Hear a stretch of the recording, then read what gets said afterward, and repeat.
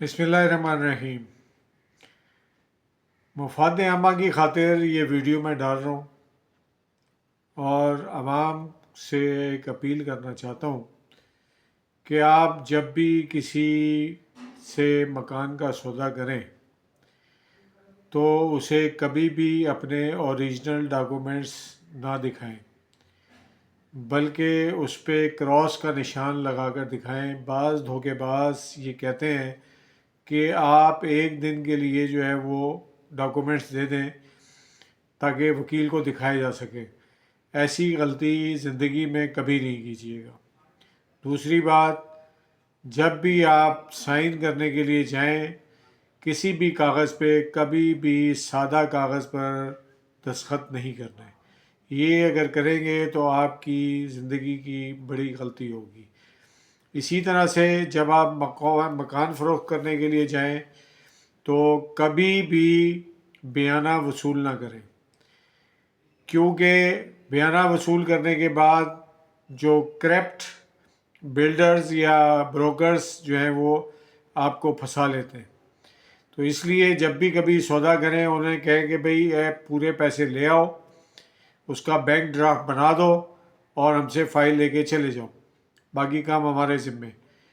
تو اگر آپ ایسا کریں گے تو آپ بہت بڑے دھوکے سے بچ جائیں گے، ورنہ یہ لوگ پیسے دے کے پھنسا لیتے ہیں اور مکان کی قبضہ کرنے کی کوشش کرتے ہیں اور اسی میں جو ہے وہ آپ کو مقدمات میں الجھا دیتے ہیں۔ نمبر 3، آپ کبھی بھی اپنی دکان جو ہے وہ یا مکان کرائے پہ دینے کے لیے 10 دفعہ سوچ لیں، خصوصاً دکانیں۔ اول تو آپ دکان کرائے پر دیں نا، اگر دیں تو پکا معاہدہ جو ہے وہ ان کے ساتھ کر لیں۔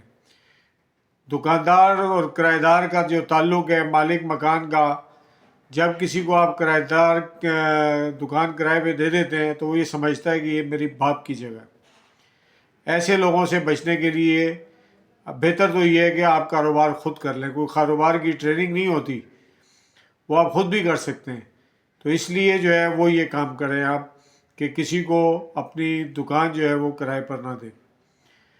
نمبر 3، جب آپ دکان کرائے دار کو رکھیں اپنے پاس، میں نے دوبارہ نمبر 3 کہہ دیا، جب کرائے دار کو رکھیں تو اس کا پورا پکا بندوبست کر لیں، اس میں کون کون رہے گا اور کب کب رہے گا اور کب مکان جو ہے وہ خالی کرا لیا جائے گا، بلکہ وقتاً فوقتاً مکان جو ہے وہ خالی کراتے رہا کریں تاکہ لوگوں کو پتہ چلے کہ یہاں پر یہ قبضے کا کوئی تصور نہیں ہے۔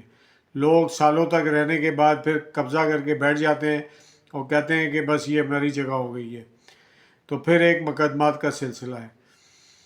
پھر اس کے بعد میں آپ سے یہ کہوں گا کہ والد اگر مکان بناتے ہیں، اول تو مکان بنائے نہیں، اور مکان اگر بنائیں تو جتنی ان کی اولادیں ہیں ان کی ایک ایک منزل بنا دیں تاکہ آئندہ کوئی اختلاف نہ پیدا ہو۔